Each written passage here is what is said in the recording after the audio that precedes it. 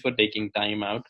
Uh, just Yeah. for the audience, introducing yourself quickly. You have done so many achievements that, I have to refer back to the notes. Vanessa is the founder of VMD Investing, and it's a real-time investing in real estate. So she's been doing it for 10 years with over 2,500 units sold out.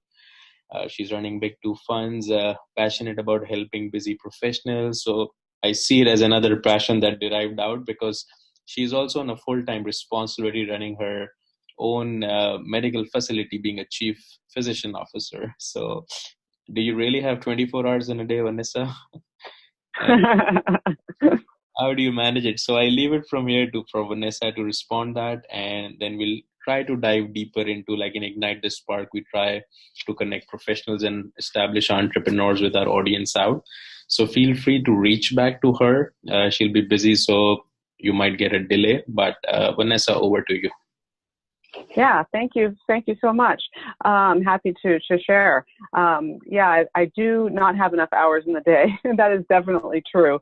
I really enjoy family practice. I've been in medicine now, practicing for almost 17 years now in one place. And so I really love meeting people, meeting their children, and having a whole family experience, and taking care of lots of families of all ages, which is fantastic. I really like medicine, and I like taking a leadership role at my clinic, where I'm the chief physician officer, which is like a medical director, caring for the doctors, making decisions regarding hiring and reviewing and all that kind of stuff.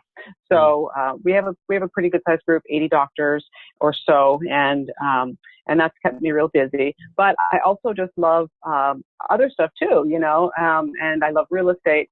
I have enjoyed investing passively myself for quite some time, and have started to become more active because I realized that the investments that are out there are available to professionals, and a lot of them don't know about these different investments outside of the stock market. And so it's been my passion to try and share this type of news with other doctors and other health professionals, and any kind of professional, really. So how did Vanessa started? Because I know a lot of C-suite level friends, in the medical sector, preferably, to be honest. I see them fill till here, when you really want to talk to them anything outside the healthcare ambit or space, they really don't want to lose the focus.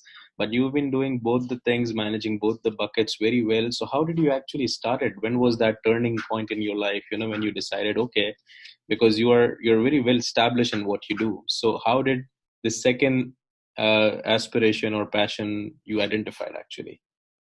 Yeah, good question. I found that I was on vacation with my family, and we were having a great time. It was summertime, riding bikes, and I realized that it was so much fun that I really felt that my life was out of balance. And it's ironic because I'm taking on more work, but I felt like my end goal is to have more balance so that I can do that with my family, have a little bit more freedom. As a doc, I'm stuck in the office 5 days a week. And not that I'm leaving medicine, not at all, but I want to maybe have a little bit more choice, a little bit more flexibility in my schedule. And I could see that when I learned about real estate investing, the passive kind of real estate investing, it actually gives you more time instead of taking away time. Right, perfect. So I'll ask you one question, which I usually check with diverse entrepreneurs. So there are different entrepreneurs, like some of them really sticks to what they do. They don't want to lose their focus, but some of them really want to diversify, and this is how their personal nature is, they like enjoying new trades, new different occupations. So what's your motto for life? Is there any insight, any business insight that you want to tell? Because I'm sure there will be a lot of budding entrepreneurs looking at your video, that a lot of established professionals, looking for, because this is, especially when recession hits the ground, people really who are professionals, they want to open up the new avenues, So how do you take it that way? Yeah, well, I would recommend learning as much about the area that you want to get into as much as you can. Become an expert in that area, but you can't just keep reading. You have to actually take some action. And if you just, talk about it and think about it, nothing's going to happen. and you have to jump in and do something. But once you do that, recommend being laser focused, because if you get shiny object syndrome, which a lot of us get easily, it's like, oh, I'm going to, like, for an example, I'm going to invest in apartments. And then I see, oh, no, actually, you know what? I'm going to try investing in commercial real estate with strip malls. Oh, what about an office building? Oh, I know. Why don't I buy my own office building? Hey, that's a great idea. Oh, no, what about an assisted living? That's the shiny object syndrome. So I would recommend taking a niche and niche down, get into that niche and become an expert at it. And until you get there. So one of my favorite quotes is, follow one course until success. The acronym is FOCUS. So that's a good recommendation. That's what I'm trying to do. Excellent. I never knew that. I'll write it down. So come again, follow one course until success. Excellent. Yeah, follow one course until success. Focus. Excellent. Focus. Wow. Perfect. Thanks. It helped me as well. I'll put it on my wall. So what was I'm sure there are always turning points, Vanessa, in everyone's life. Sometimes it's inspiration, sometimes there is a mentor, sometimes adversity. How was the turning point in your life which made you, 3x of what you were, achieving so much in life? Yeah, well, I would say I had a couple of turning points. One was when I was younger. I was 15 years old when my parents split up, and my mother, my little brother, and I moved to a big city away from all of my friends and lived in a tiny apartment. We didn't have a lot to live on, and I was under 16 years old, but realized that I needed to earn my own income. So, I was just starting high school, and I remember spending most of the summer before school started trying to find a job. And I think I'm naturally driven, but I understood the importance of getting my own way in life. So we didn't have hardly any money, and I went up and down the street and put up my measly resume, which really didn't have anything on it. I'm not sure why I even did it. Trying to find a job, and nobody would hire me because I wasn't 16. I grew up in Canada. You had to be 16 years old to work cash registers and things like that. But I found this little Chinese lady had a convenience store, and she hired me even though I wasn't of age. And I worked there through high school, and worked almost every night after school. Then I realized I wanted to get into medical school and become a doctor, because I wanted to have a good, secure source of income. That was my main motivation for that. So I was very focused in that. I did everything to get to that. I had that one motivation in mind. And then that all went well. Great. Fast forward about 10, 15 years. I'm living here in Southern California, where I am now, and I have to get a divorce. So that was, I think, in 2007. I had to get a divorce for various reasons, but it really ruined me financially. I was the sole, earner, and I had to pay support, marital support. I gave up my 401k to get my house. This was in 2007. We all remember what happened then. So I got the house, which promptly became worth almost nothing. And so I had no 401k, and my house, I really didn't have it. I ended up losing it. Trial must be a difficult time. Yeah, it was very difficult. And I really had to start over again when I was in my early 30s. And so that made me pretty determined to make this work. And I put my, nose to the grindstone, did all the saving I could. But after another 5 to 10 years, I realized that I'm not making what I want to make. I'm not getting where I want to be. And that's when I decided that I need to step outside the box of working, as much as I can, time for money, putting my money in my 401k, and crossing my fingers that everything's going to turn out okay, because the stock market is not under my control. I didn't have any other diversified investments. So that's when I decided that I was going to take matters into my own hands, move as much money out of the stock market as I could, and start investing in real estate that I've personally vetted. So I'm trying to derive conclusions and insights out of your, real-time career. And so I think the first lesson that we learn, viewers, is never give up, doesn't matter how the situations are. because it would have been easier for you not to spend or earn money and, study for that expensive education, which you did in medical and healthcare, which is one of the top rated expensive education still in US.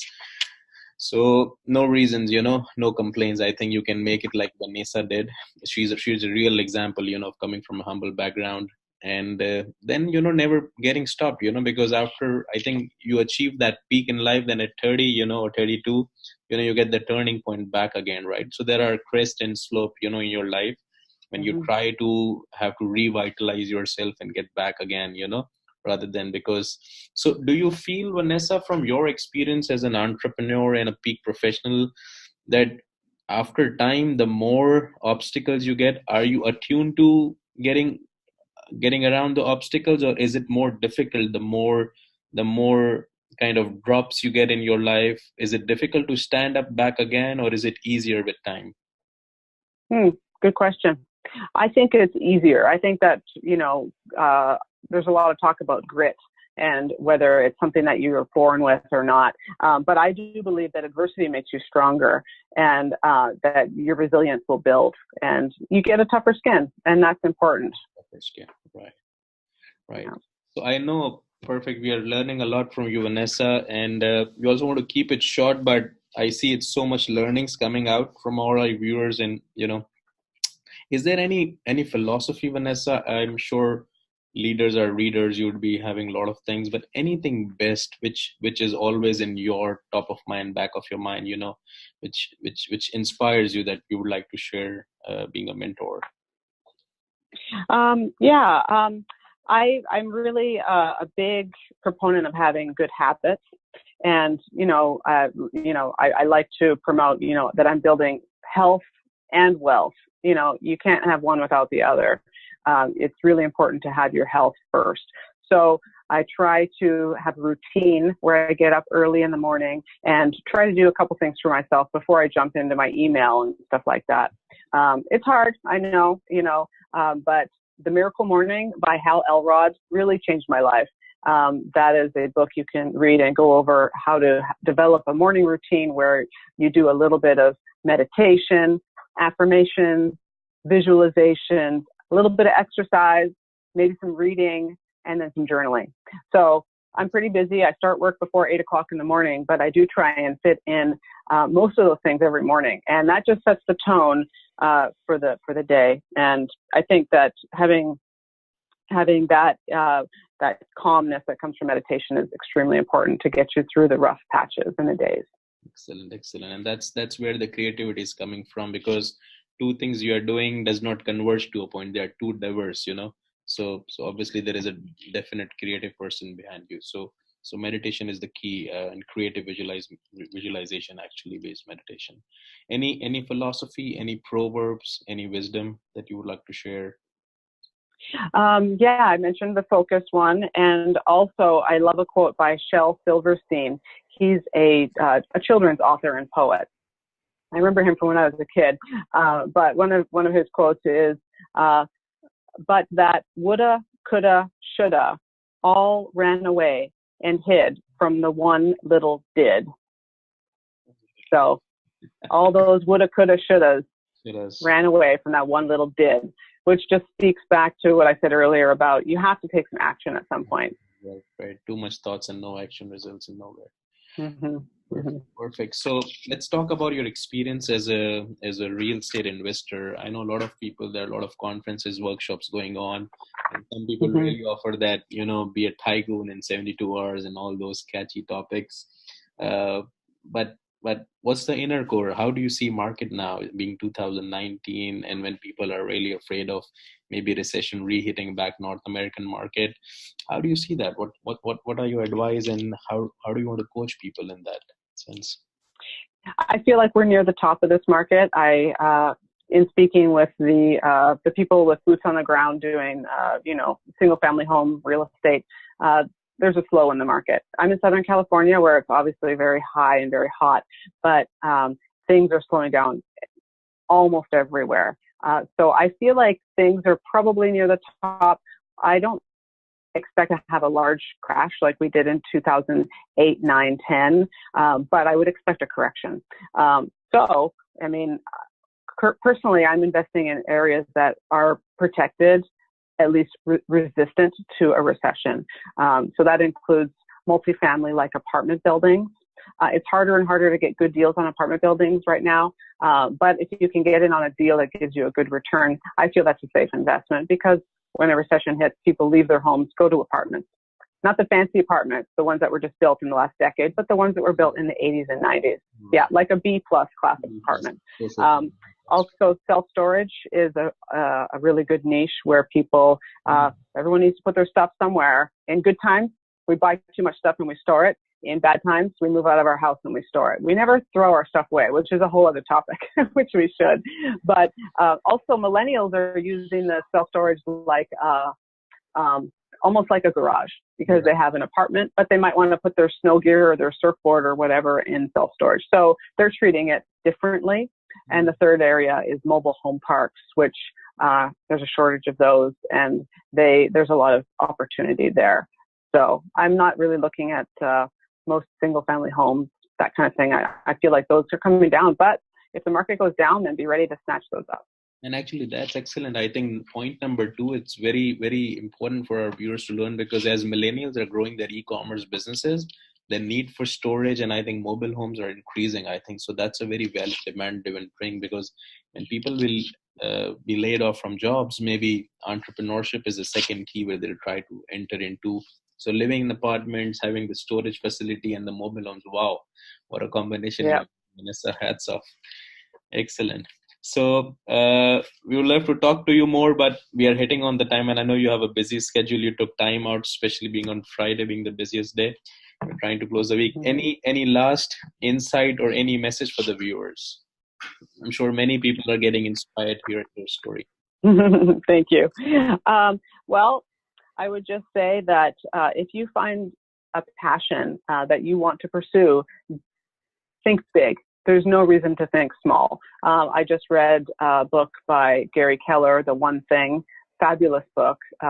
There's whatever you can think, you can make it happen. Being realistic is not a good way to go. And I wouldn't look at failure as a bad thing. It's just a learning. It's just a path of learning, and we all need to fail. If we only succeed, then we probably aren't pushing ourselves hard enough. Excellent. Perfect. Thank you very much, Vanessa, once again for taking time out. I would actually see your video twice more, because so many lessons I've learned so far. But thank you. It was great talking to you. Stay blessed, and it was really nice talking to you. Enjoy your weekend. Thank you. Cheers. Take care. Bye-bye.